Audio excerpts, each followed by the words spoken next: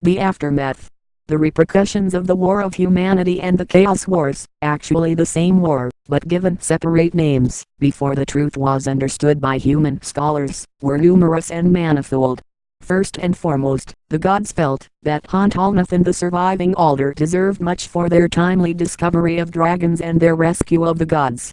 Hontalnath, however, felt nothing but guilt, for, in truth, had he and his alder supported Dekelb from the beginning, both the War of Humanity and the Chaos Wars could likely have been averted.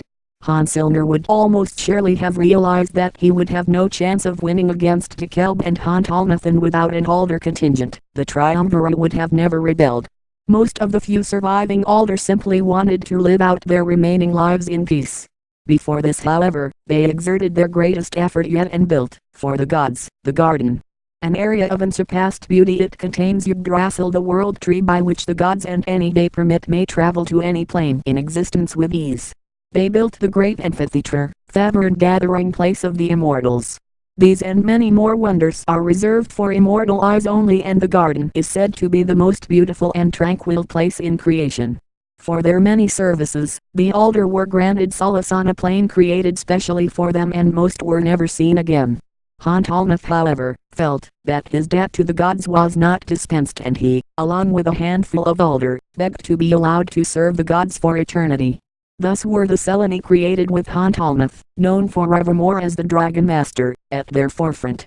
Immortal and possessing power beyond any mortal, yet not gods, the Seleni are the companions and servants of the gods. In time, they would come to be worshipped as virtual gods by humanity, and they do, in fact, serve as gods in some ways. With the advent of the chaos in creation, the gods saw that things would change and grow far more quickly than before, and that they would need help in overseeing their realms. So Matsuhama, for example, took on a Seleni to oversee weaponry and another to oversee honor. Jaya has one to look after forests, to watch over the mountains, and so on. And so it was that the ranks of creation had survived their greatest challenge ever. Chaos had entered creation and had produced offspring, humanity. The gods themselves survived their challenge, and the planes of existence had a new master. Serapis took on Daedalus and Phaestus as his top lieutenants for their roles in the war, and life progressed for humanity and the other mortal races. History of course did not end here, and indeed this marks the real beginning of history for the mortal races, as they were now allowed to progress relatively unhindered by powers greater than them.